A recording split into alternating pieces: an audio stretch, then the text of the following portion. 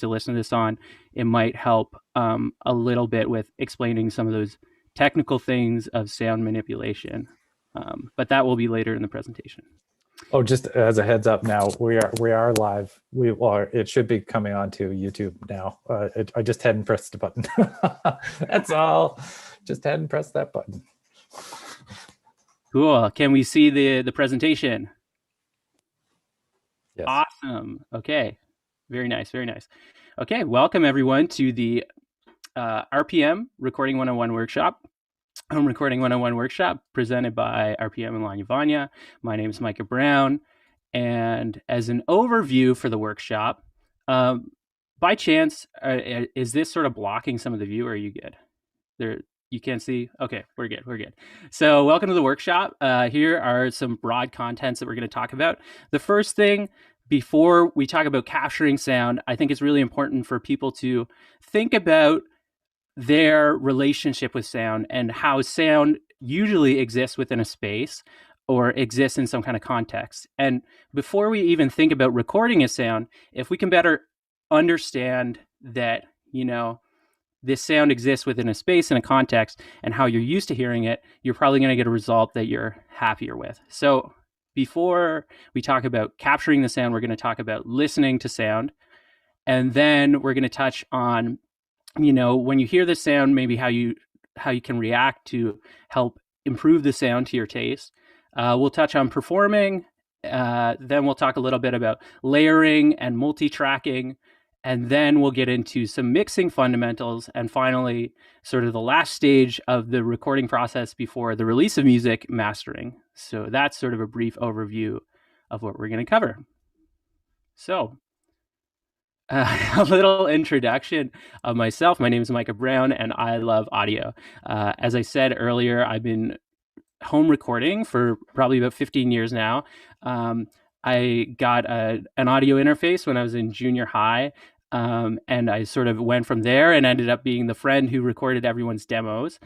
Even before that, I was fascinated with like a computer mic that I got from the dollar store and using Audacity with it, which is a recording software, and layering sounds and just thinking about manipulating audio. So audio production is one of my favorite things in the world. I think it's so much fun. There's so much to learn. But an important thing to think about with audio production is that ultimately your content should be number one. So what I'm trying to say there is like, audio production and recording is a means to an end. It's a means to, if you're making music, it's a means to get the musical idea across and really make it shine. So I think even though we might talk about some of the technical things of recording, what's really important to emphasize is that we're trying to make compelling art. I think if you always keep that in mind, you'll probably have more fun and get better results. So just a little tidbit. So talking about sound in space. So when we think about sound is contextual, meaning if you are used to playing your acoustic guitar, say you're a singer-songwriter and you're playing it in your bedroom, you're used to hearing the sound of you playing the acoustic guitar in the bedroom, right? So there's a whole context to this.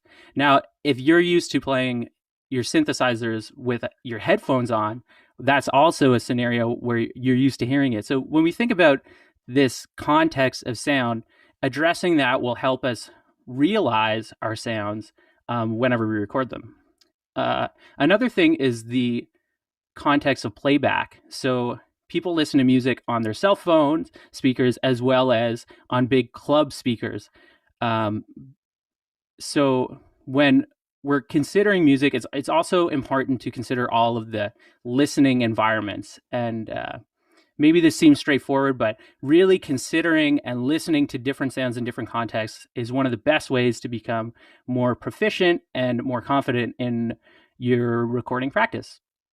So here I state that acknowledging this is a step in better understanding the sounds you want to hear and make sure others hear them in the same way.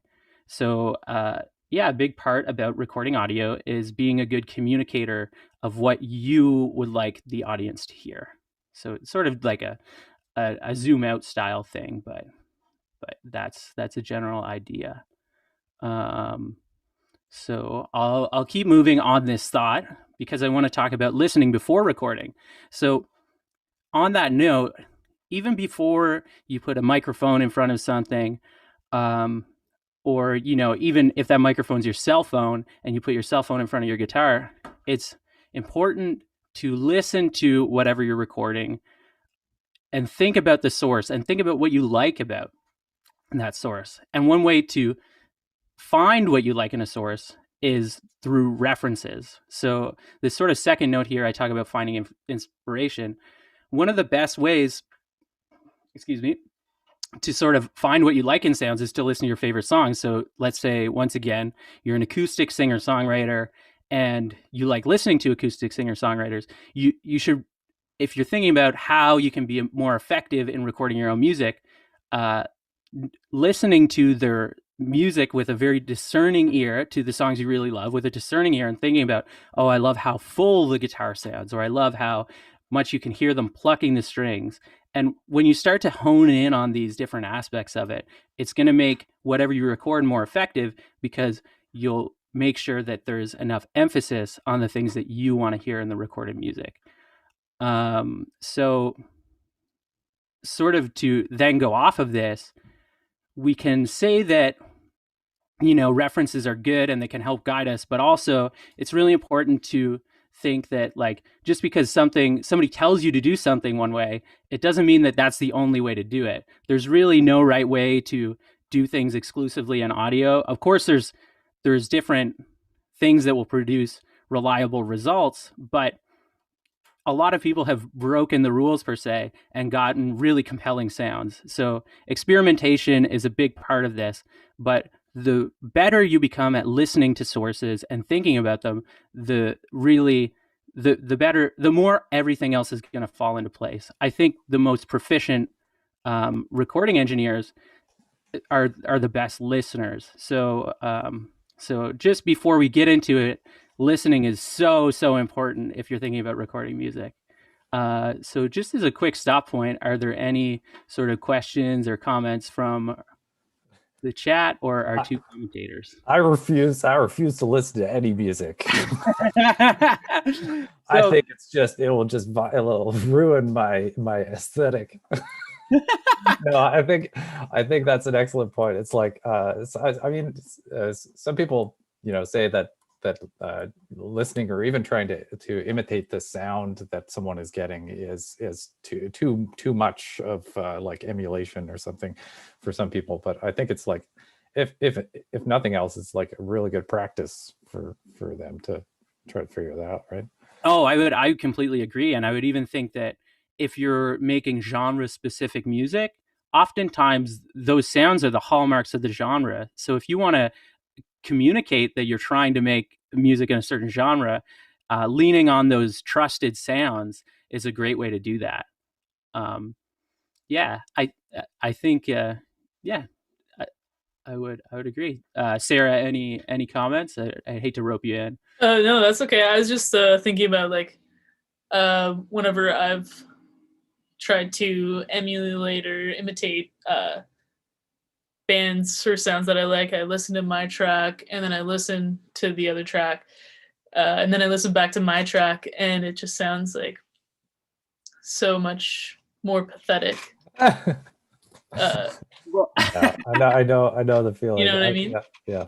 So I think from there, and we're almost talking about, like, how do we bridge that gap, right, between the sounds. And I think the big way is I said earlier, like, the best engineers are the best listeners, but I also think the best engineers don't need fancy tools to get the sounds they want, because they know with very fundamental tools how to achieve the sounds they're looking for. Now, they might not be able to get exactly, but they can really ballpark it with some simple tools. And I think the more that it's a really important realization that oftentimes it's not necessarily an equipment gap. It's really a knowledge gap that we need to build these skill sets of being able to listen to something and understand its deficiencies in the sound spectrum. So, oh, it's missing bass, or it's too shrill, there's too much treble. And the better you get at being able to hear that, the more you can do with fewer movements, because you can be really effective with just small changes, or more broad strokes with very simple tools. So this is going to lead into another point that I'm going to talk about a lot, but that will be keeping it simple. The more that we can keep our processes simple, the less likelihood we have of introducing things that are not really like going to help us out, but also like getting things done, because there's nothing really worse than the recording process being a huge hurdle to making your art.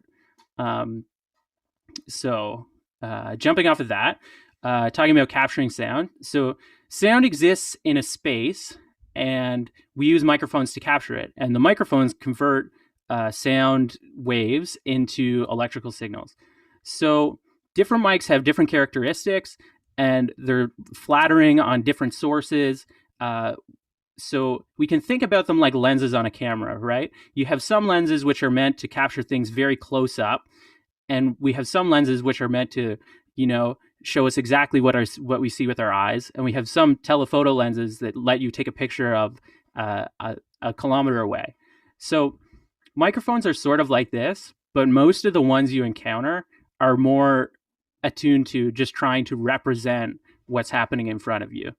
And on that note, many great albums were just made with a single microphone. So even though these things exist and you might have access to them, I think it's important to not get too hung up on them. It's a means to an end, But if you're ever wondering why are there different microphones, it's because they sort of have different intent. So if we want to capture sound that doesn't exist in a space yet, like a synth or a drum machine or an electric guitar, we're going to, plug our instruments straight into some kind of recording device. Now, we need to make sure that things can interface properly. So if you have an audio recording interface, it might have a jack specifically for a guitar or bass, because the requirements for that versus a microphone are slightly different, versus or that versus a synth, because they sort of run at different impedances. So it is, important to sort of just like make note of that if you're trying to record an electric guitar. But most audio interfaces these days have a dedicated high Z input that you can plug in a guitar, so it should be pretty straightforward. If not, you can always get a DI box, which will turn it into a signal that can be accepted by a microphone preamp on your recording interface. So cool. And keep it simple. I sort of already covered that. But really, like, as much as it's fun to talk about the gear, the more simple we can keep it, the more we can focus on making compelling, creative work. So it's cool to play with toys, but at the end of the day, I think what's most important is making things that like communicate emotion and really front an idea or front a mood. And I think it's important to always remember to serve that. So you're going to hear me say this a lot in the presentation, but I think it can't be emphasized enough. Keep it simple and listen. That's sort of, those are the two. The rest will fall into place. Okay, so I'm going to go over this very quickly. If people have specific questions afterwards, but I'm just going to cover some very common microphones that you might see. You'll go into your Long & McQuaid and you'll see some different mics on display, and you'll say, "Oh, I want to record some stuff. What should I get?" Or maybe you've gone to trivia and you've seen somebody on stage with a microphone. And you say, "How does that microphone differ from the microphone that's over top of a drum kit at a music venue and that's capturing the cymbals?" So the most common mic you see is a handheld dynamic mic. I got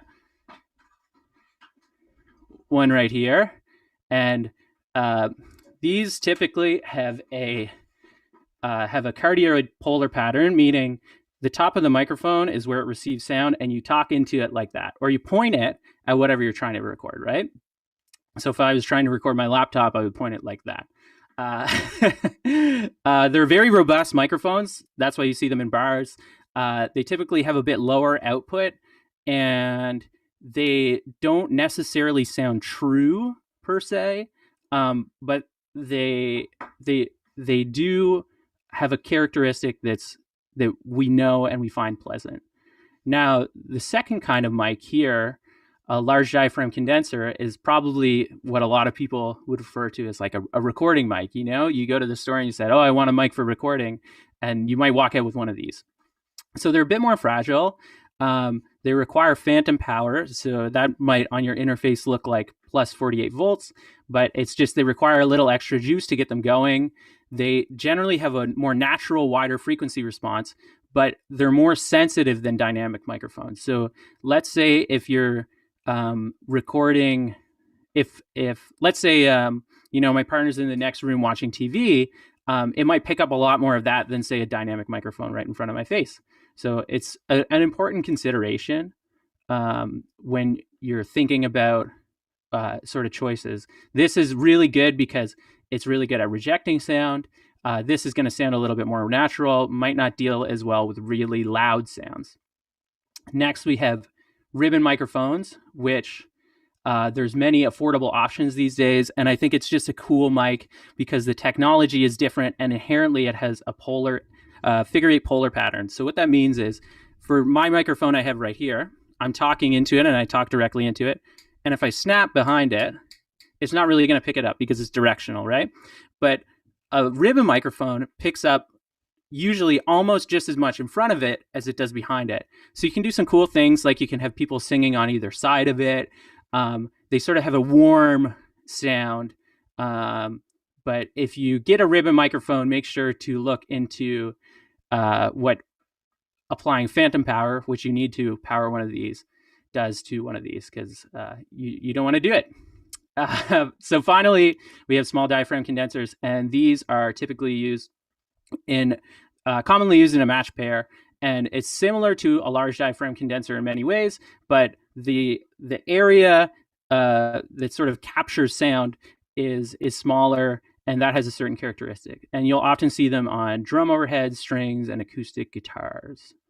So just to talk quickly about polar patterns, I was talking about the cardioid polar pattern. So you might see these sort of graphs on microphones. This is, like I said, like this microphone, and you'll see this is sort of the front of it, and this is where it captures the most sound, and behind it, it rejects it a bit. This is like a ribbon mic, where in front of it, it captures some sound, behind it, it captures some sound. And then you have also omnidirectional, so that means that it would capture sound in a sphere around this microphone. So the reason I want to bring this up is some people might have a microphone that looks like this, that has a switch on it, that allows you to change the way the microphone captures sound. So that's a brief oversight of some microphones. Probably a good place to take a small break to see if there's any questions. I didn't see a Rock Band microphone in there. No, but that's definitely... So for reference, I would assume, and I can't be sure, but... I think it's dynamic. You probably act something like that, and it plugs in via USB right to your computer. So you don't need an audio interface because it goes right in. And some people have made some cool stuff with that. So I know this is getting sort of nerdy, but I think quite a few people said they're going to use an interface, and you can go to your local, here in Canada, your local Long and McQuaid to rent some gear. So if you're interested in trying different things out, maybe a quick overview. I have a question that I've been trying to answer for myself for a long time. I want to record, I want to buy a mic that's like the best for many, many things. Yeah. Which one microphone should I buy? So that's a great question. I think it depends, and in a weird way, it depends on what your many, many things are. And I say that because if your requirement is I play electric guitar and I want to sing, this microphone is a great choice because it really does those things exceptionally well. I think, Sarah, a better answer to your question is probably some kind of large diaphragm with a selectable polar pattern, because you can do a lot of different cool things with it. So with an omnidirectional, you can have a group of people standing around the microphone and clapping, and it's going to pick them all up in the same way. With a figure 8 pattern, you can sort of have it in front of a drum kit, and it will get the drum kit, but also get the room ambience. So there's a bunch of different models that sort of do this. One that I tested out that I thought was great was the Aston Origin. It's a little pricey, but it could be sort of a mic for life style thing. But I believe it does the omnidirectional, the cardioid, and the figure eight. So it's a great like workhorse. It sort of does it all. But to sort of that point, it's always good to complement it with a couple handheld dynamics, even if they're just like affordable, like they don't need to be too fancy, but sometimes it'll really help just to have a couple extra of these kicking around, and you can just borrow them whenever you want if you know people who have them. But yeah, I would say a large diaphragm condenser with multiple polar patterns will probably get you the most mileage. Very cool. We do have a question from YouTube, if we want to look at that. Andrew says, in the spirit of keeping things simple, do you recommend or discourage quality recordings done on Mac with GarageBand? I think GarageBand can be a great platform for making music. I don't think I think GarageBand's great software. I revisited it recently and I was really surprised what you can do with it. I think it has everything you need to sort of get going. I think agreed for sure. I think the question is potentially asking whether using the microphone on the computer is decent. Okay, true. Yeah. What I would say about that is the biggest problem you're going to run into is it will be hard to record audio in a controlled way with the microphone on your computer. So it's going to be hard to really pick up, like you'll have to physically place your laptop, whereas you can see with a microphone, you can sort of move it around and you can get it wherever you want. So that might be one sort of thing that could hold you back. And then also, the microphone isn't really meant for really loud sounds. So if you're trying to record a drum kit, it might not sound the best because it's just going to continuously overdrive the microphone, and it's going to be too loud for it. So things to consider. Now, if you're sort of at your home with an acoustic guitar and a piano and different things, I'd say you could get some pretty good results, but there are inherent limitations. All right, yeah, I think that answers it for sure. And then we have another question. Can a dynamic microphone like a SM58 be good enough for recording guitar? Yeah. So if we're talking acoustic guitar or electric guitar, yeah, great for both. So a lot of people will say, "Oh, you want to use an SM57 on a guitar amp," but it's essentially the exact same thing. Like there's a small difference, but no, that's a great microphone to do everything on. I don't know exactly how true this is, but from what I know, that Bon Iver record, like the first one, was done entirely with an SM57 or something. Like it was done, it was like very, very basic, and it's a beautiful sounding record. So I think you can get there's a lot of different stories like that, and I think people do get a lot of mileage off of a single microphone like this. So it can pretty much do anything. Sweet. There was someone, Evelyn Jess, asked what the name of the mic you recommended was again. I guess you recommended a few of them, but so maybe yeah. I just threw it in there. Oh, you did? Okay. And that's sort of like a lifer microphone. I would say if you're going to if you're going to get one microphone for about $100, I would recommend an SM57 or an SM58. If you're going to go up a little bit in price range, Aston, ASTON, makes some nice microphones, as well as this one here, the Rode NT1A. It's not multi-directional, but this was my first large diaphragm condenser, and I still own one because I think they're amazing for for how much you pay. So I think Rode NT1A, SM58 or SM57, all great one microphone choices. So yeah.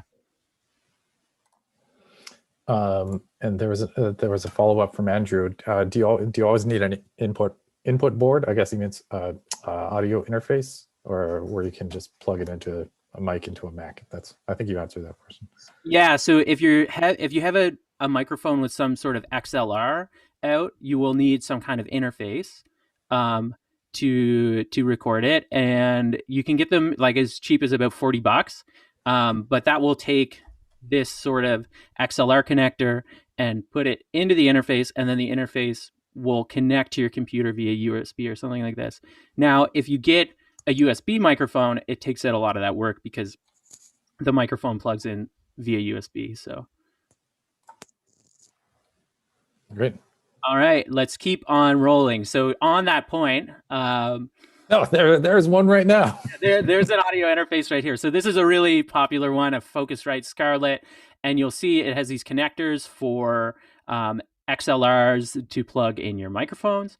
So a microphone preamp is used to amplify the signal coming from a microphone up to a usable level. So they exist in like a standalone version. People talk about a preamp a lot, and it's sort of it's a thing of its own right, but it's often included in other things, right? So here, this audio interface has preamps built into it. If you have a mixer, it has a bunch of microphones preamps built into it. So that's sort of what you plug a mic into. But yeah, if you get an interface, you get them for free. You don't need to think about it. If you have a 4-track recorder, it probably has some kind of microphone preamp built into it that you can plug into. So the telltale sign is an XLR connector for a microphone preamp. So this box here is going to take a signal from a microphone and allow it to be transmitted into your computer.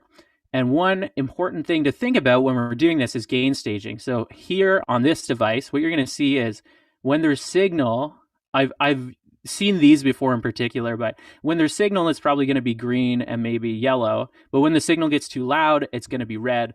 And that means that it's clipping, and it's generally an unwanted distortion. So you'll also have meters on your computer they look something like this. You can see this one when I'm talking. Maybe that's a little too small, but it's sort of like it's indicating a healthy signal. Now, if this was to get red, it generally means that it's a little too loud. So just an important thing to be considering when you plug a microphone into a recording interface. You generally don't want it to clip. Okay. Back to this point, but I really want to hammer it home. It's really important to keep it as simple as possible. So, figure out something that you think is a good medium of quality and how much of a headache you're willing to put up with, and then just get to making music and get to trying to make whatever you have sound better. Because like I said, people who are very, very talented engineers, even the most basic entry-level bits of equipment, they can make them sound great because they understand what they're looking for. So what's really important to develop is your ability to listen and try to reproduce the sounds that you want to hear in your head. So this sort of goes to the RPM a little bit more specifically, but if you'll make more songs with a USB microphone versus an interface and multiple mics and all this stuff, go with the simpler option. It's always better to make more art than it is to fiddle, in my opinion, as someone who loves gear so much, and I love equipment and I think it's great, but I also think really the thing that I like even more is compelling music and art. So I'm hammering it home again, keep it simple. And then I put down here, nothing removes creative inertia more than spending 4 hours setting up and troubleshooting gear. There's so many RPM songs that are written about trouble, technical problems. So maybe it's could be a source of inspiration. It's a real buzzkill. Yeah. Okay, I have a question that relates to this. What if my signal is peaking, but it sounds way better when the signal's peak? It doesn't sound as good when the signal is not peaking. Yeah, so that's a good point. This can be a creative decision.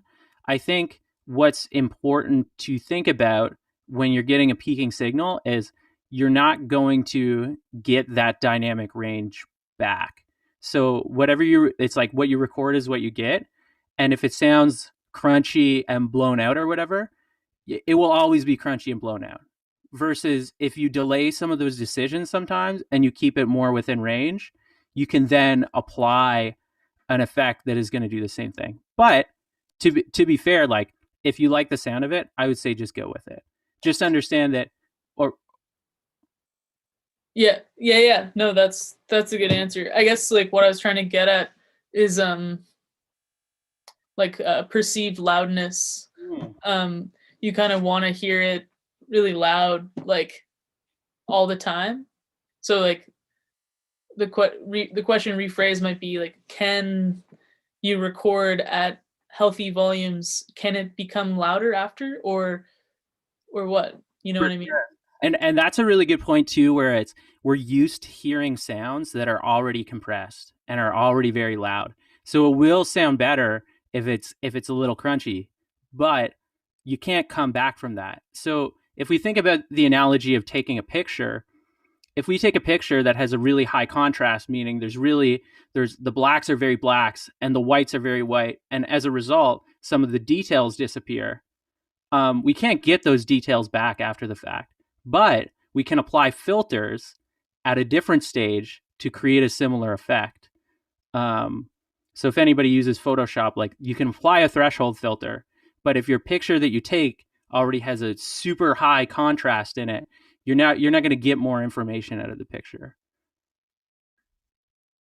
But yeah, great point, Sarah, because we are used to hearing very loud sounds, so it will sound better to us to hear something that's already loud.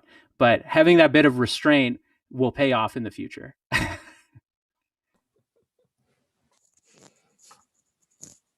Okay. And once again, back to the point. Listen. So now that you set up your equipment and you're sort of like toying around with it and you're getting ready to record, it's important to make a little bit of time to record a little bit of something and listen back to it and think about how it sounds and try to make those tweaks. So what do those tweaks look like? You might reposition your mic. So you'll notice I'm not really up on this microphone much, but it sounds very different when I talk from here to where I talk from here. That's sort of more the radio voice. And I think I'm just more comfortable talking back here, but it's a very different sound, right? So if you're recording your instrument, you need to be conscious that where you put the mic is going to affect the sound pretty considerably.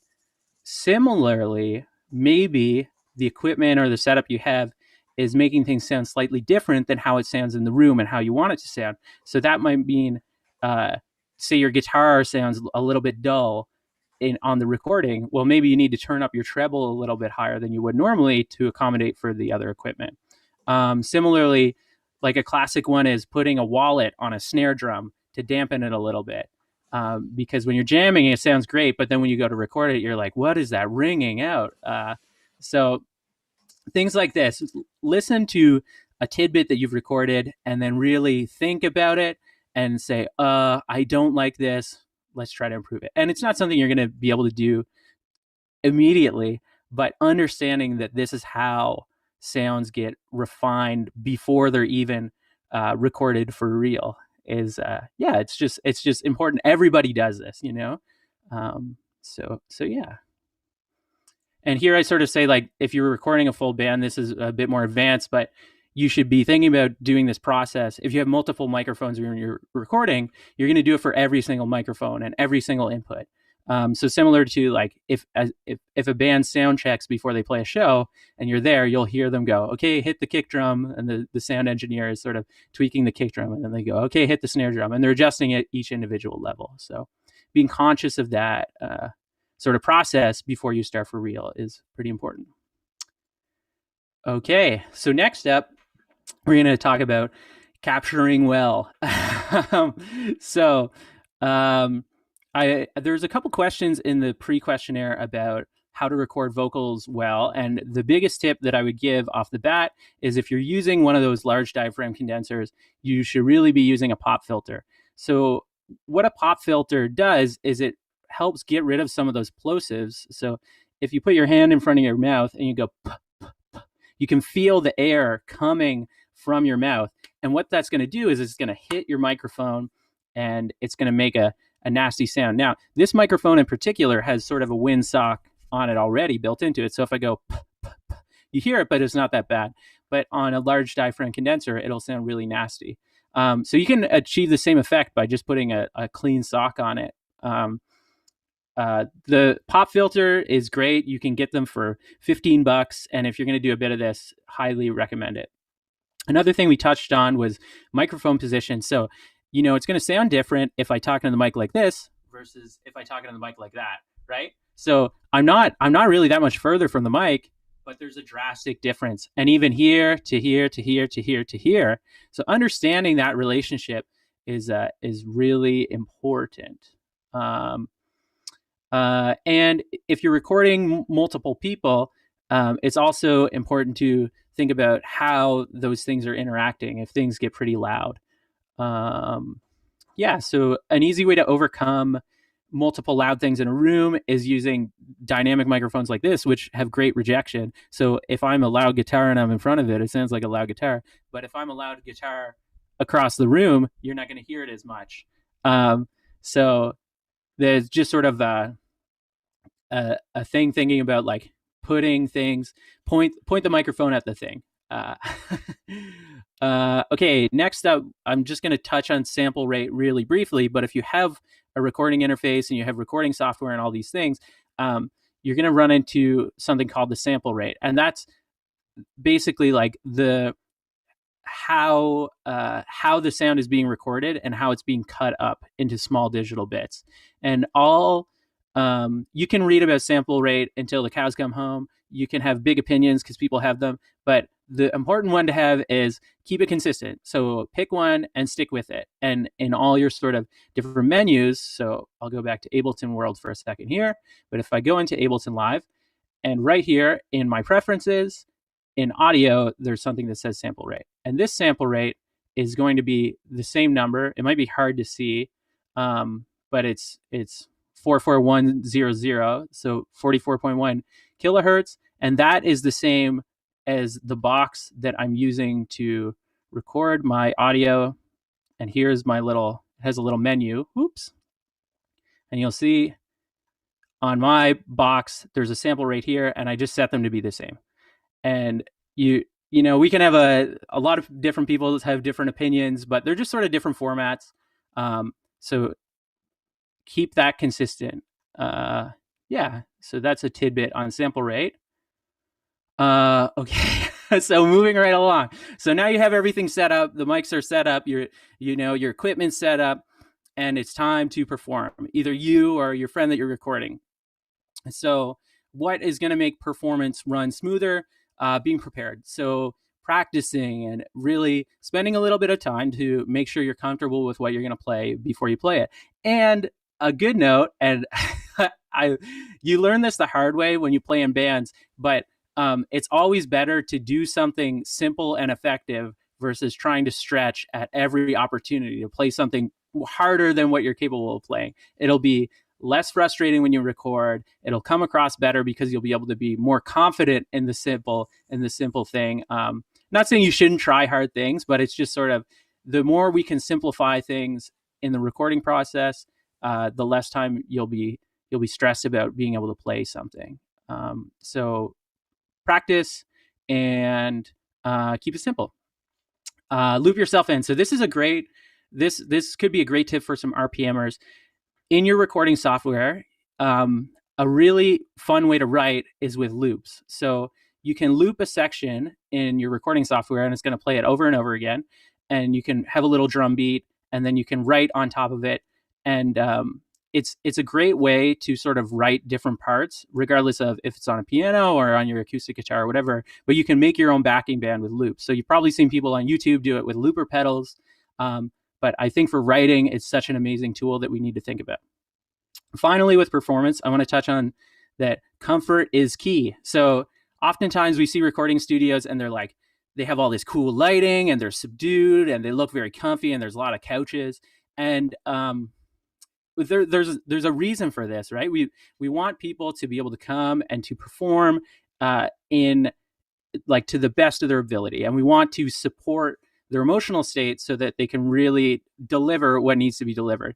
So it's also about setting a mood that's relevant to what you're making. So let's say you're making like a death metal album or something. Maybe like having red light bulbs in your bedroom when you record could be the vibe, right? It's like it could get some angry thing out of you. So like, and two, you'll see this with a lot of electronic producers. They'll have all these cool LEDs because it feels cool. It feels like you're in a spaceship.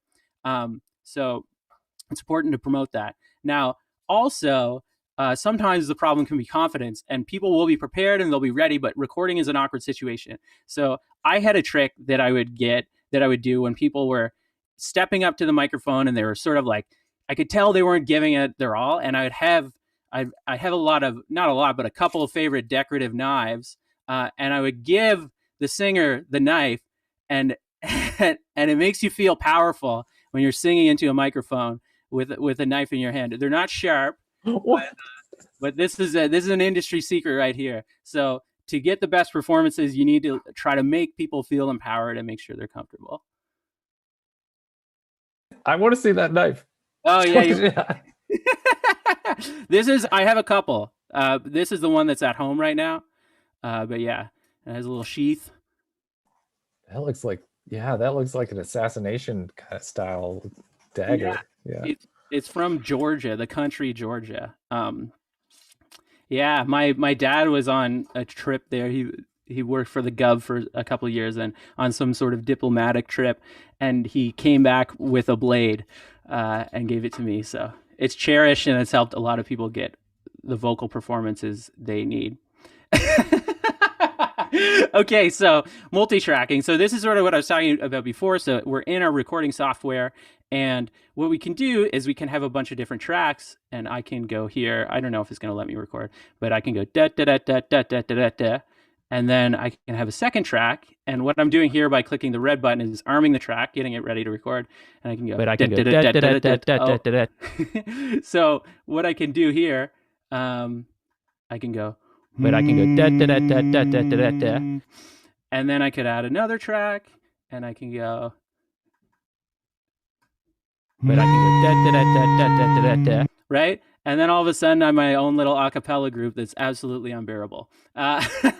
So, you don't need recording software to do this. You can do the same thing on your, well, I guess it is recording software, but cell phone apps can do the same thing, right? But the idea here is you can record multiple sounds and layer them together. I think everybody's probably familiar with the idea, but I just wanted to touch on a little bit with, it's a cool thing to be able to do by yourself, because what you can do is add complexity. So one thing that I'll do a lot is, like, I'm a terrible keys player, right? I would never want to play piano in front of somebody. But I put piano on a lot of songs because sometimes just a piano, like just a chord or a hit here and there, will add a depth and add a bigger element to it that I think it'll be really compelling. So even, just thinking about it those ways, you can use it, you can track on top of things to make them more compelling. You can change microphone position to add a different texture to the sound. Just try some different things. Multi-tracking is a very fun part of recording. So leave a little bit of time to sort of go over your songs with more elements. Okay. All right, we're moving along. I see we're already at like an hour. So there's more that can be talked about, but I'm wondering if any questions came in before we get into this next bit. Yeah, we do have a couple lingering cues.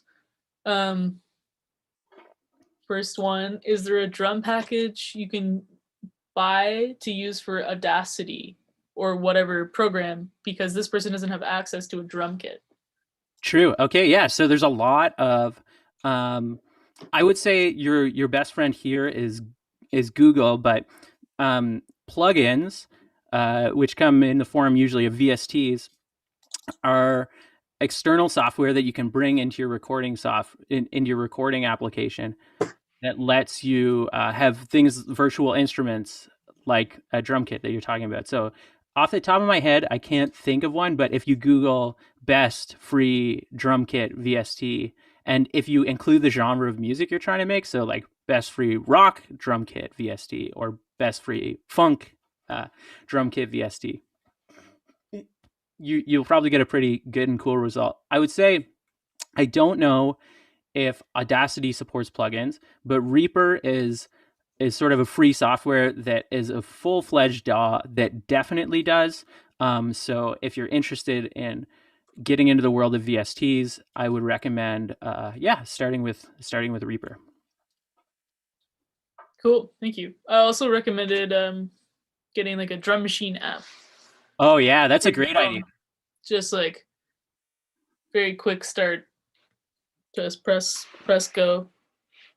Yeah, and you can program it quickly, and even too, if you are a Mac user, GarageBand has the drummer Kyle and Kyle. So they have an amazing like backing drummer software. So if you're a Mac user, GarageBand's free, I believe, and you can have Kyle in your band. Is Kyle like the Clippy of GarageBand? Clippy, you know?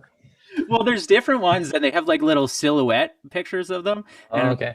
We like Kyle's from SoCal and like skate punk, and then like Regina is an R&B drummer, and so amazing. Wow. Yeah, and it's so cool how intuitive their interface is. They have like a slider that's like fills, and if you turn it up all the way, the auto drummer will just be like shoot that, do that, like all the time, right? So it's working hard. I love how the software is like the software like that is it's making it fun, like making it just like it taking the kind of seriousness out of the whole process too, which is like really like a relief. I know. No, I definitely agree, and I think the reason why I just want to emphasize keeping things simple so much is like the more time you spend thinking about making cool music, the better you'll make cooler music. It's like just sort of de facto. So tools like that really, help enable people to worry about their creativity more than troubleshooting. Cool. Do we want to pop another quick couple of questions? Yeah. One, how important is acoustic treatment? How big is the difference when you treat your acoustics well? So it's entirely dependent on what you're recording and how you're trying to record it. So if you have a microphone such as this, and you're putting it directly on a guitar speaker cone, so you're putting it right on a guitar amp, and the room doesn't matter because this is really directional. It rejects a lot. The guitar amp is so loud. It doesn't really matter. If you're trying to record a grand piano and get a lot of room ambiance, for sure, it's going to make a huge difference what the room sounds like. Typically, for mixed spaces, people try to make them a little bit more dead, and I think that's where a lot of the acoustic treatment, sort of modern acoustic treatment that you'll see comes into play. It's for mixed spaces so that it's a more flat sounding room so that your speakers sound better. If you're recording live acoustic drums, acoustic treatment can be fairly important. But once again, dynamic mics close to everything, ignoring that you're even in a room, trying to omit the room is a way to work around that. If you need to use the room, for sure, like if you're going to record the sounds in the room, it will become more important. But there's a lot of ways to get around it.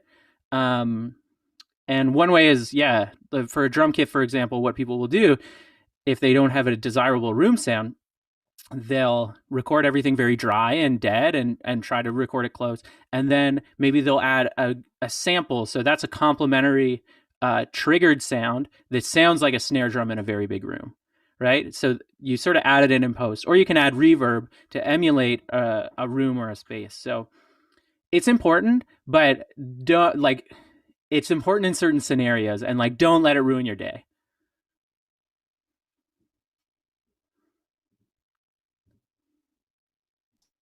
Awesome. Should we move on? Yeah, let's keep on going. Okay, we're gonna get into mix world. So I'm gonna cover 3 tools that I think you absolutely need to know if you're going to be mixing music, and they're not as complicated as you might think, and there's very intuitive ways to use them. And I think if you master 2 of these tools, because the third one is sort of like a variant of the second tool, you're going to be so set to make good music. I would say that, yeah, like extremely talented engineers just with these basic tools can make really compelling professional recordings. So without further ado, the first thing we're going to talk about is EQ.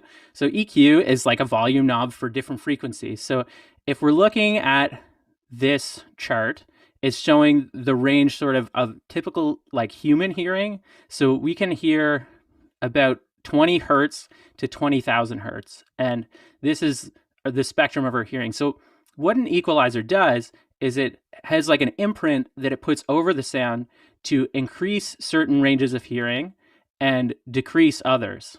So, so this section right here is what we consider bass. Here is the mids, and then up here are the highs. So I'm going to jump into Ableton right quick so you can hear what that sounds like. So I'll grab this one. We're not going to save my acapella debut. No, it was so good.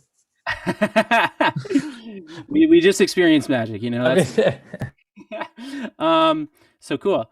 So here's like I'm gonna apply an EQ over a whole track. So this is the band Prism Shores from Prince Edward Island, and I'm just going to apply EQ over the entire thing so you can hear what it sounds like. And it'll probably sound bad at certain points because I'm gonna over accentuate different parts of it.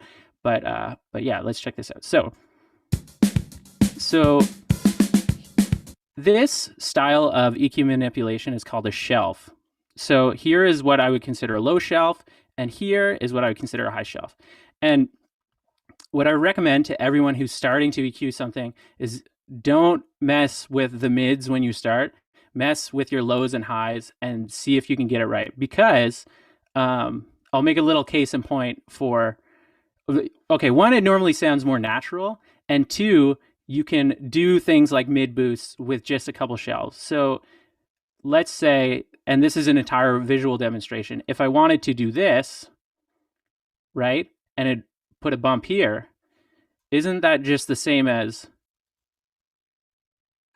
this, but there's more of a volume reduction? So if we start to rely principally on our low and high shelves, we're going to get a lot more. You can do basically everything, and it just generally sounds more natural.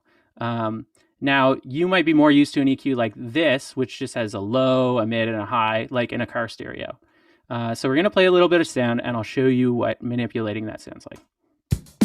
So I'm going to turn up the bass.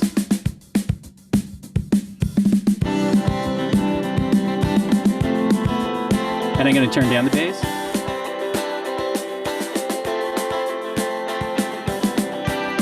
I'm going to turn up the highs. And I'll turn down the highs. So within those ranges and those manipulations, we can actually do things that will drastically affect the way the track sounds, but they all sound relatively natural. Whereas if I start to do this,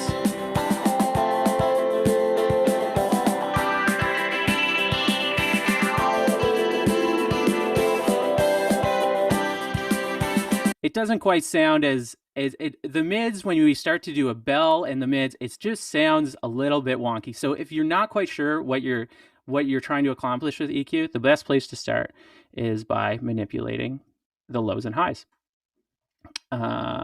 So that's a general idea with EQ.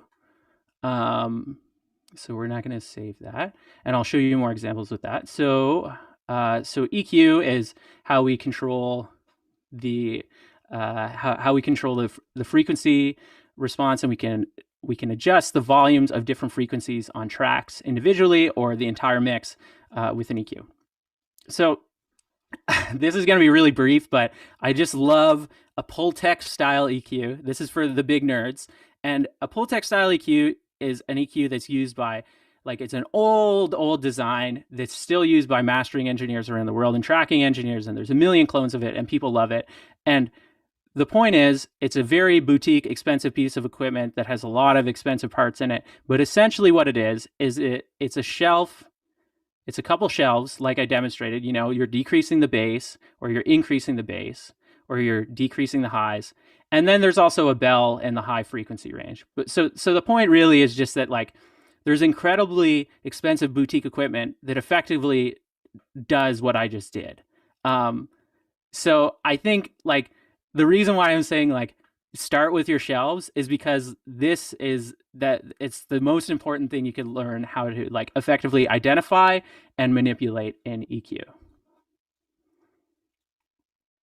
Okay, so we've covered EQ, like, it's sort of adjusting and shaping a sound as far as the tonal imprint of it. And next we have compression. So compression, I feel, is one that everybody, like, they're like, I don't know how it works and I don't know what it does, but I just know I should know about it. And it gives people a lot of stress. And really what you need to think about with compression is just about reducing the dynamic range. So it's reducing the difference in volume between very loud sounds and very quiet sounds, right? So the idea here is, like, a common use case for compression would be, let's say you have a vocal track and at some parts the singer is very loud and they're yelling, and at other parts the singer is very quiet and they're whispering, right? Those things inherently have different volumes in space. But in the context of a recorded song, we actually want their volumes to be fairly similar. We don't want to yell to sound like a whisper, but we want their volumes to be fairly similar. So we can use a compressor to reduce the differences in sound volume to sort of level things out. Now, to Sarah's point earlier, modern music is very compressed. Like, everything is compressed. So it's also an imprint that we're used to, and the sound of clipping of a microphone is a form of reduction in the dynamic range. It inherently is going to make the signal have less dynamic range. And as a result, if we bring the volume back up to what it was before, because a compressor turns down volumes, if we bring it back up, there's going to be more loudness, which is more concerned with the amount of energy over a period of time versus at one instance. So I know, like, maybe that was a lot, but I just want to touch on generally how a compressor sounds in these use cases. So I have some drums here, and I'm going to show you how the drums sound, and then I'm going to turn on a heavy amount of compression to the drums, and I'm going to talk about how we can rein in that compression and sort of move it around, and then I'll talk about making that sound a little more usable. So here's some drums. Okay, sound pretty good, sound pretty rocking. So I'm going to turn on the compressor, and you're going to notice that the drums might sound a little quiet at first, but overall you're going to hear more of the room, and the difference between the sounds in the room, like sort of the reverberations in the room, and the individual hits of the drum have lowered. The room sounds louder, and that's because of a couple reasons. So I'll turn down the makeup gain, but this is what that sounds like. So we turn on the compressor and it sounds immediately quieter, because what it's doing is it's taking the loudest sounds and it's reducing their volume. Now, compressors then typically have a makeup gain, so that when we do that volume reduction, we can increase their sound again so that they're back up to the level they were before. That's probably a little louder overall. Let's put it about here.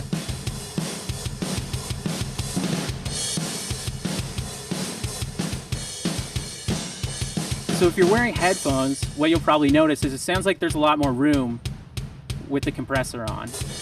I don't know how well it's coming across Zoom, but that's just what I'm trying to demonstrate. So this is a little bit heavy-handed. How I've decided how much of makeup gain or whatever I'm going to do is the threshold is when the compressor is going to kick in. So if I adjust that, as I turn it up, you'll see the compressor isn't working. I can turn it down and it's working in overtime, you know? So if you adjust the threshold, that's sort of how much compression is going to be acting on the source. And then you'll see here, we're sort of going from 0 to 10 decibels. So I'm choosing a makeup gain of about 7, somewhere in the middle, to not do too much of a boost, but also accommodate for what the compressor's doing. So once again, that's the compressor off, that's the compressor on. So the perceived loudness is much louder, but the sound source itself actually isn't much louder. Now, sort of as a final point, you have your attack, your release, and we can get more into that a little bit if somebody wants to know specifically, but I would say like do a research on how you're all the working parts of a compressor. But the big one that you should know is the ratio, and that is another that's another control of how much compression is being affected. So a 2-to-1 ratio. So this just says 2, but it means 2-to-1. So it means every decibel over the threshold, the compressor is going to, every 2 decibels over the threshold, the compressor is then going to only make it 1. So let's say we go in and we're 10 decibels over, then it's going to come down to 5 decibels over. Now, a 10-to-1 means every 10 decibels over, it's going to go to 1. So what that means is the higher the ratio, the more squeezed and compressed it's going to be. So yeah, that's sort of like a quick one of compression.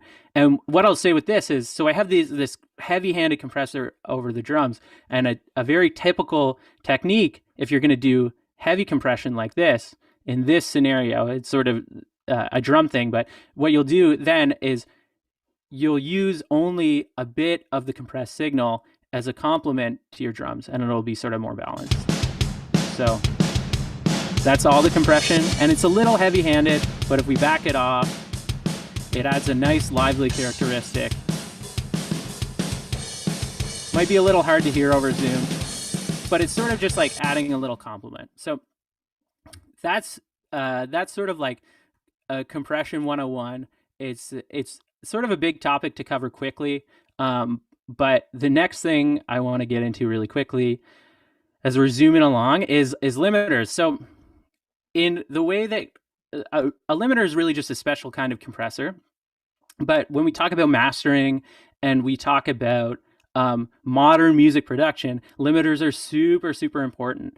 And there's certain modern producers that rely on them heavily, like more than compressors. And the big thing that like needs to be understood about a limiter is when we were talking about compressors, you know, I was talking about if it reaches over a line and if it goes 2 over, it's only going to go 1 over because there will be a reduction. A limiter is like Gandalf. It's like you shall not pass. There's no, you're not going over it. This is a hard cutoff.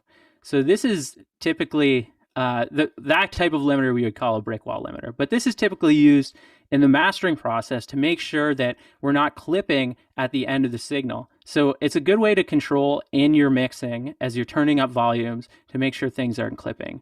Limiters are uncolored, so you're not going to hear them as much as that other one. And they can be really, like, anytime you're thinking about, should I use a compressor? Consider maybe using a limiter, because it might actually be a cleaner solution to take off just a little bit of gain. You can absolutely make a sound too aggressive by over limiting, which I'll show you here.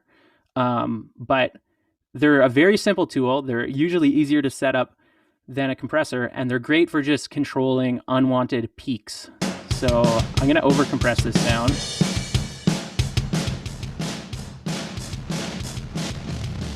So I'm sure we probably all heard something that sounds like that, and that's just, once again, the limiter working in overtime.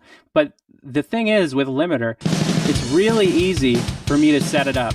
There's two parameters. There's the ceiling, so that's the point that you shall not pass. And as we lower the ceiling, it's going to act more and, in effect, decrease the volume. And on this one, there's also a gain. So that will push more audio into it and sort of have a similar effect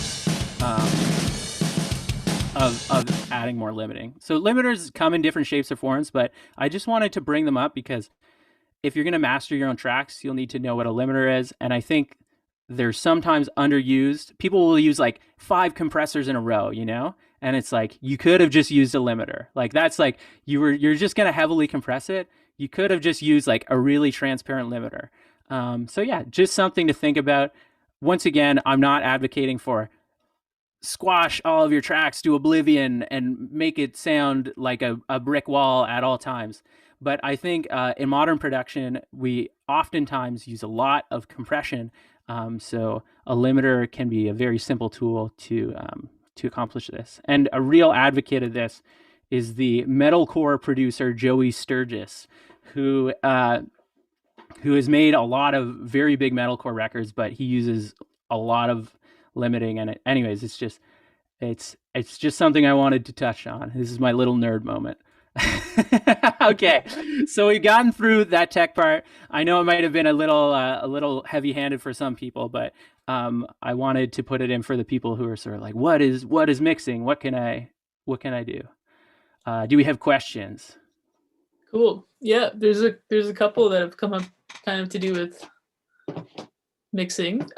We have one from Jody. If you're using a mixer, you plug your guitar into a mixer and then you're recording through a mixer that has EQ on the board. Yeah. Would you use the board EQ at all, or would you leave it at 0? So this is sort of like where your comfort level is, because I think there's two ways you can look at it.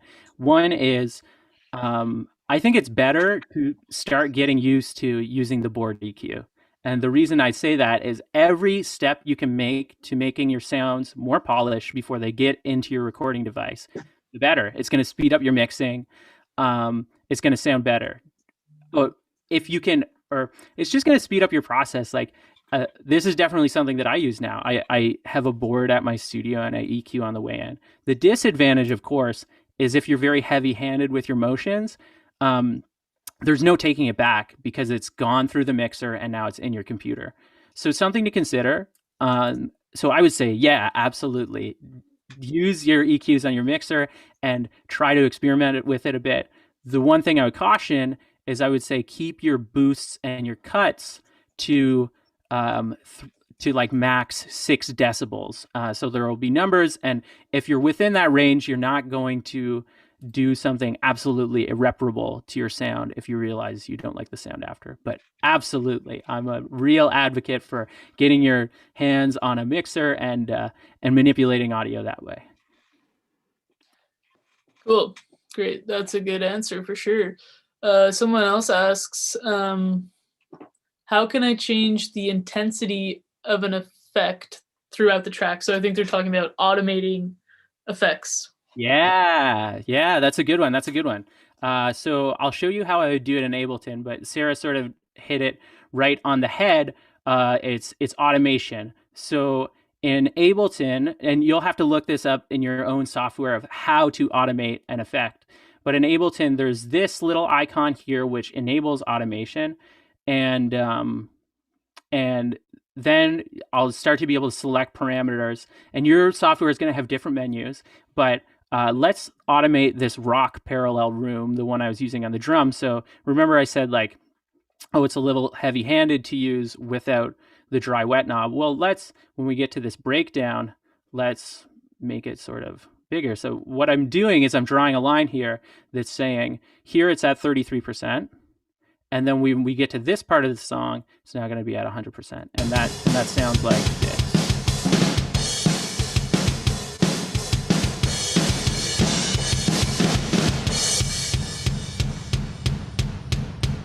We sort of have this big room thing going on at the part where it's just the kick drum. So yeah, automation.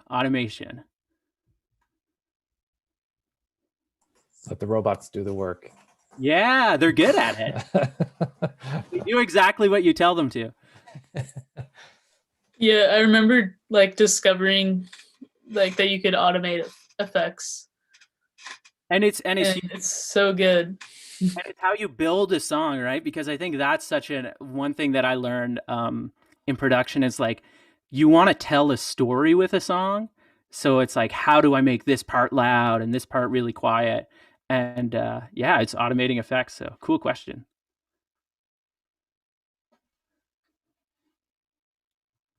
All right, cool. We have another question.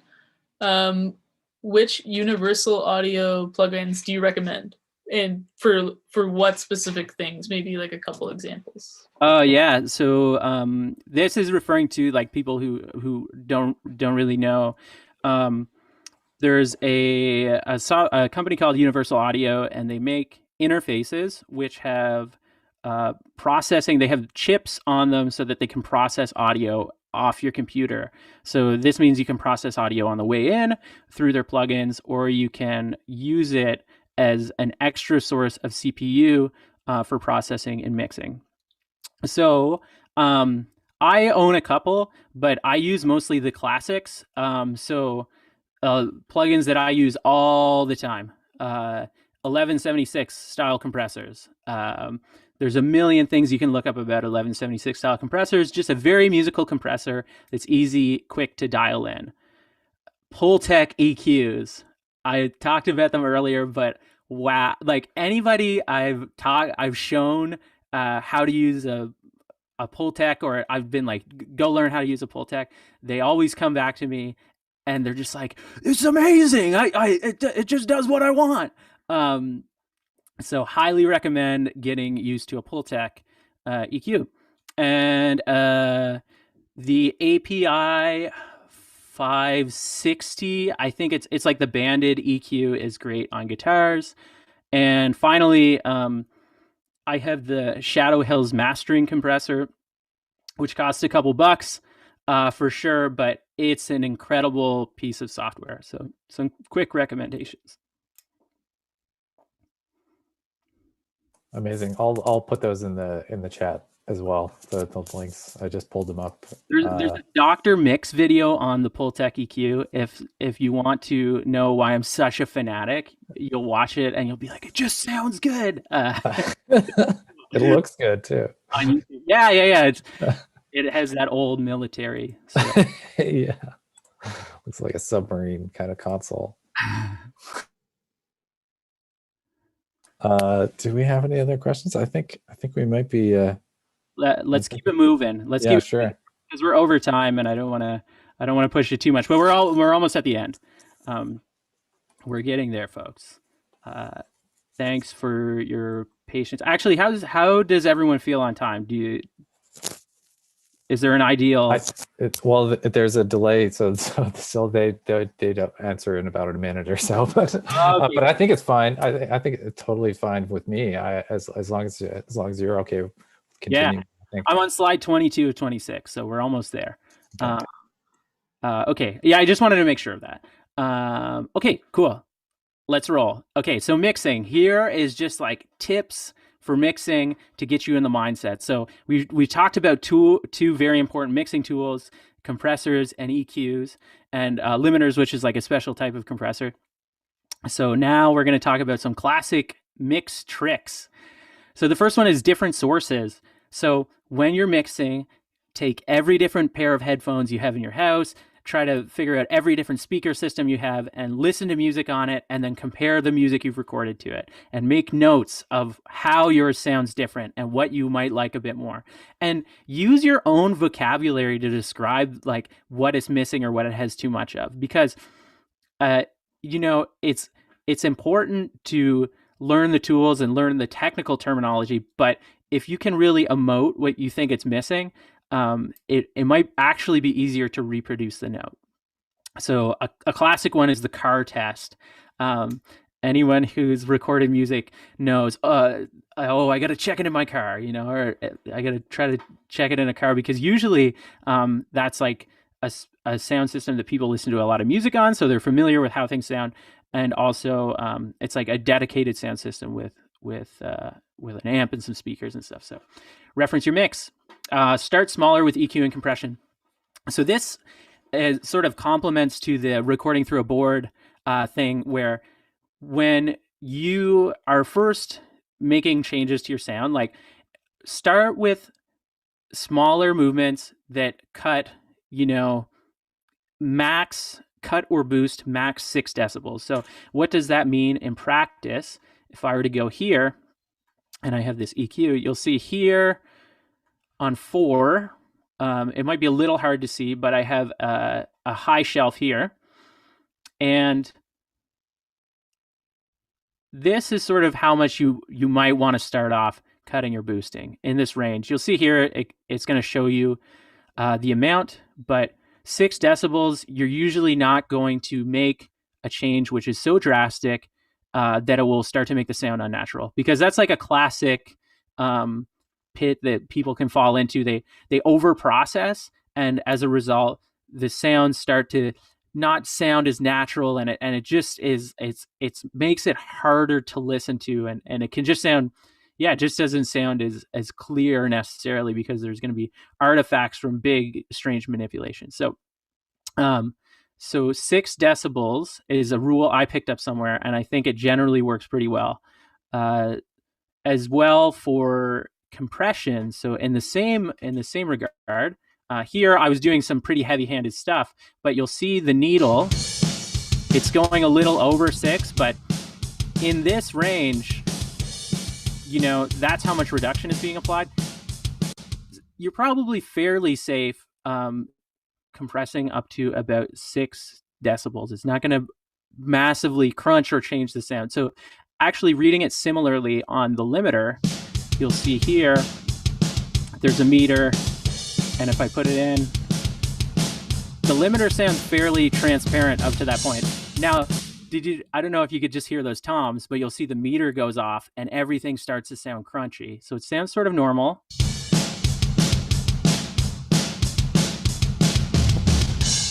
And then when the toms hit, it might be hard to hear over Zoom, but it's like that extra compression, it becomes much less transparent and you start to hear it working. So 6 decibels. And then another one is, don't be afraid of big changes, then tweak it. So when you're, you've mixed your song and you're listening through on a different system and you're making notes and you're trying to figure out, what do I want to change to improve my mix? Don't be afraid to be like, the drums are way too quiet, or the guitar is way too quiet, and make considerable changes with your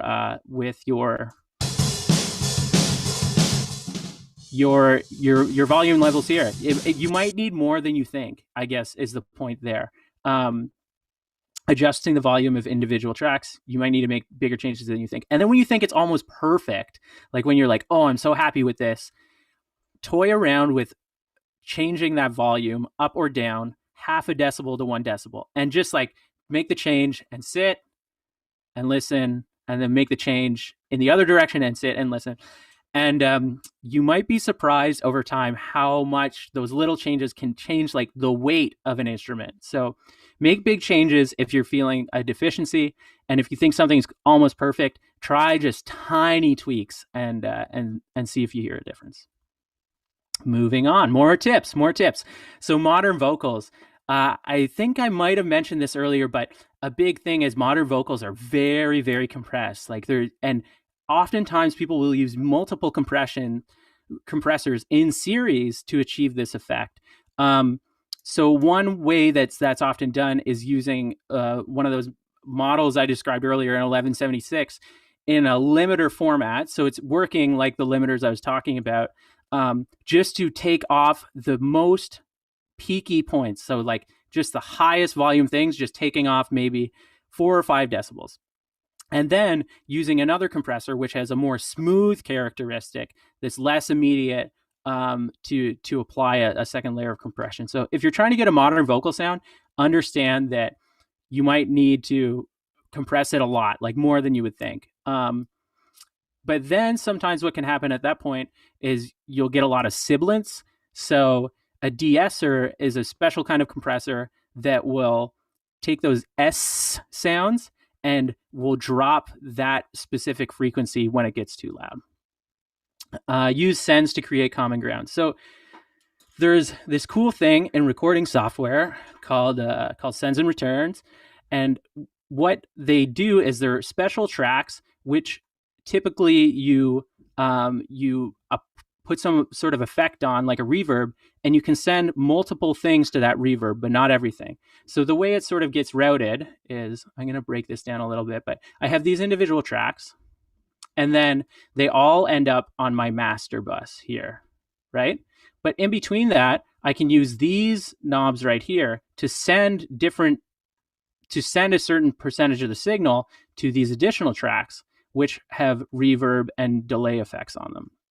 So what I can do there then is I can have a reverb for my guitar and drums.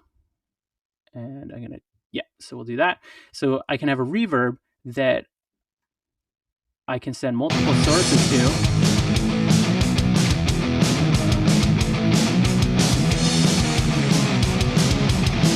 Might be hard to hear, but this is a big nasty reverb, but it has, but what I'm doing is I'm sending a couple different things to an emulation of a space. And what that in effect can do is create a sameness between sounds. So you can sort of emulate spaces by sending different amounts of things to a reverb. So let's say I had a full band configuration, right? And I want the drums to sound further back than the guitars. Well, you can send more of the drums to the reverb and a little bit of the guitars, but less. And that will sort of make the drums sound more in the space and the guitars a little bit less. So the idea here is just sort of like, sends are very cool. There's many different ways to use them. You can put compressors on sends for parallel compression. But that's one cool way that I like to use them for reverbs, to sort of have a samey sound between things. Even if you're not recording in the same space, or you're putting like this, you're just kind of gluing things together with that. Is that what you mean? Yeah, totally, exactly that. So if you have a bunch of things that are recorded in a way where there's no room around them, you can create a fake room, and then by sending different amounts of the signals, you can place the things in the room. So yeah, exactly what you said. Like they're great for glue.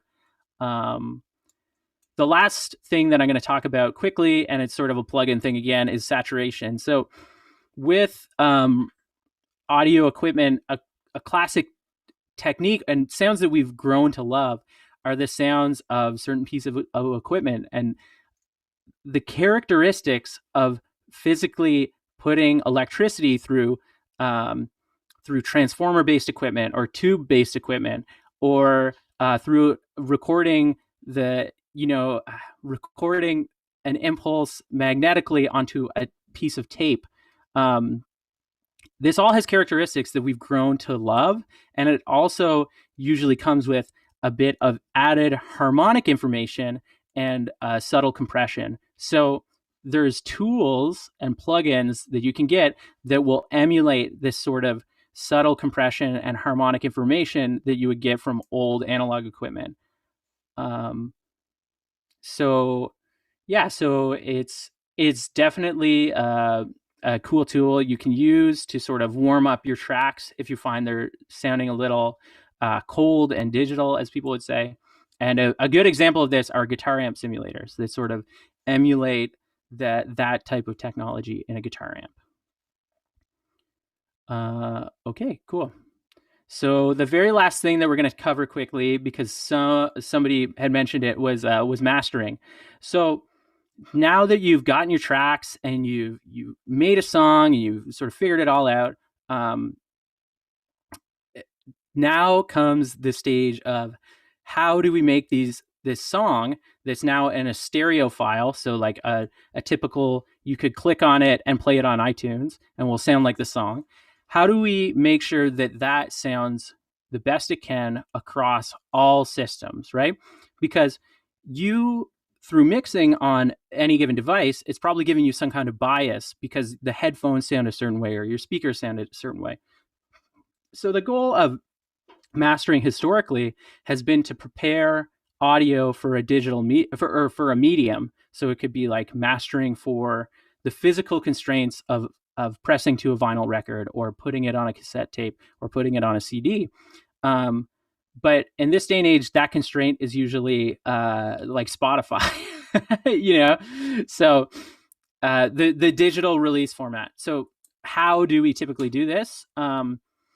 for generally it's, you have a couple different tools that we're familiar with at this point, and we're applying it to the entire track. So typically you'll have some kind of EQ, and you'll be making small adjustments to large parts of the track. So remember in the past I was saying you might want to stay within 6 decibel cuts and boosts for an EQ. In a mixing stage, in a mastering stage, you might want to try to keep that more to like max 1.5 decibel in either direction. Because ideally you're not making huge changes, you're just sort of sweetening it up so it sounds better on all playback formats. If you're mastering your own music, it's really good to have many different references, so you can sort of like, this is a really good stage to sort of reference songs that you love and compare them to. So I'm going to open up this one again because I'll show you. I sort of have a mastering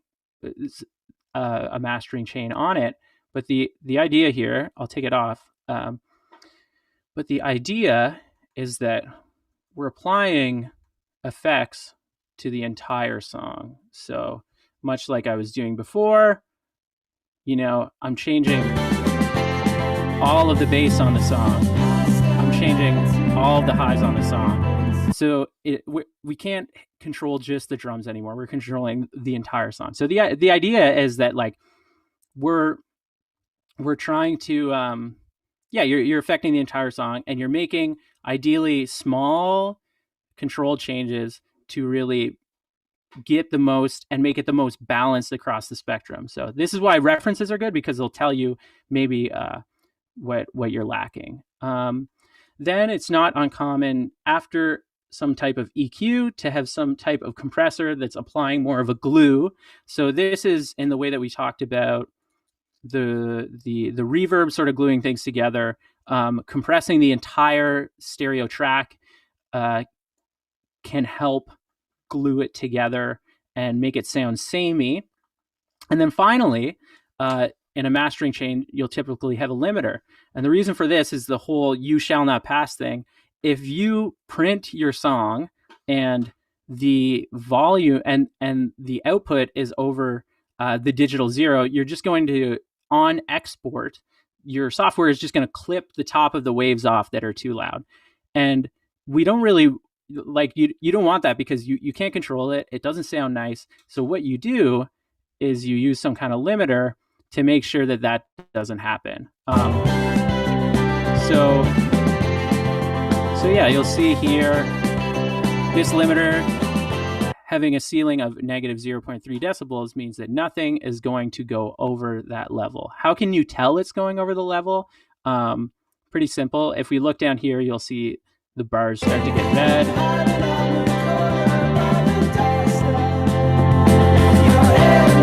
Right? And we want to prevent that. So a limiter at the end of the chain will help do that, but you don't want your limiter doing too much work. So really try to make sure that at max, it's doing a reduction of a couple decibels like this. So it should be fairly controlled, and it's just sort of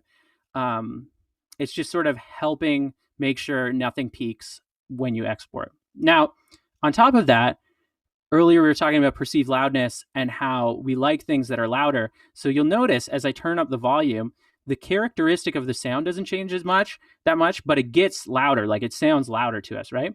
But the truth is, nothing is surpassing this point of there's no sound that is individually louder than the point that we've set, but the collection of sounds, the collective energy is getting closer to that point. So, as I turn this up, it's going to sound better because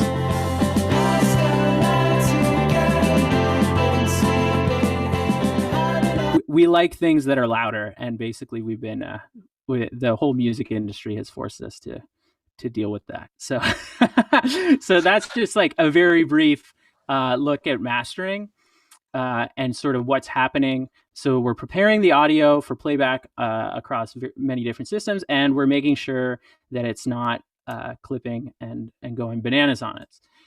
So just sort of as a final thing with mastering is, I think people look at it like sort of a dark art, or like it's something unattainable.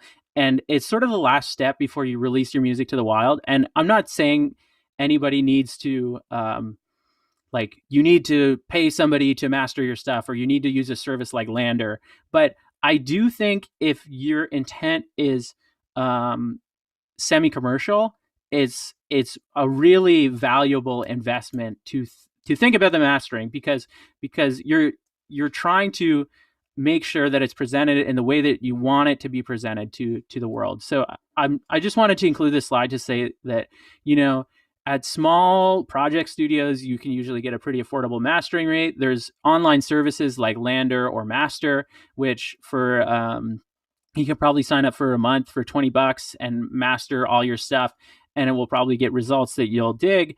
And iZotope also makes a software suite for about $30. iZotope Elements, it goes on sale, like it's $100, and it goes on sale every week for $30.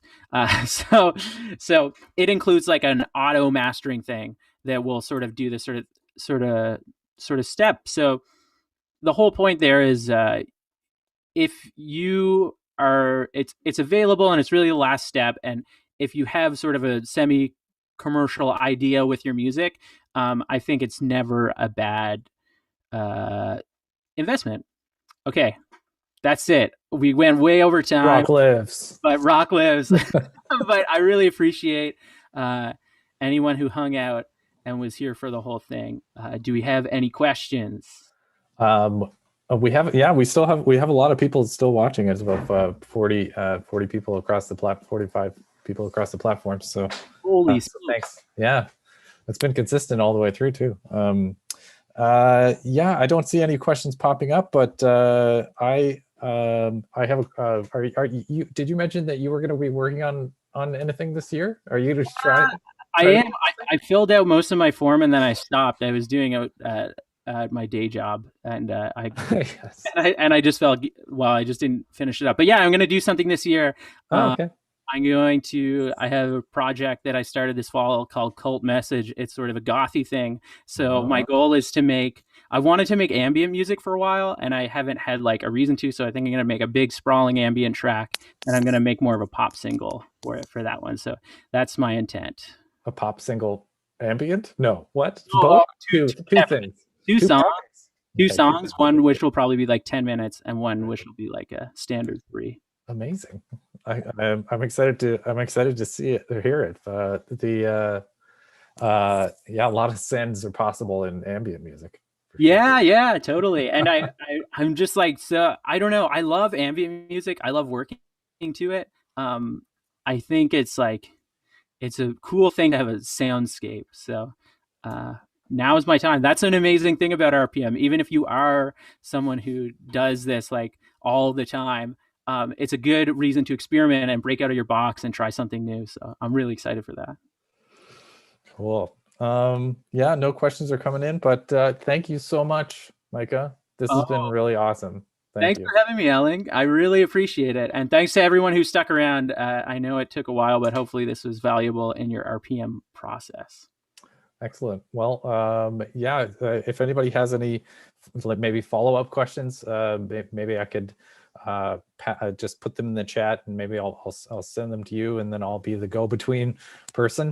But for now, this is it. It's just January 31st, man. It's already February 1st in some places in the world.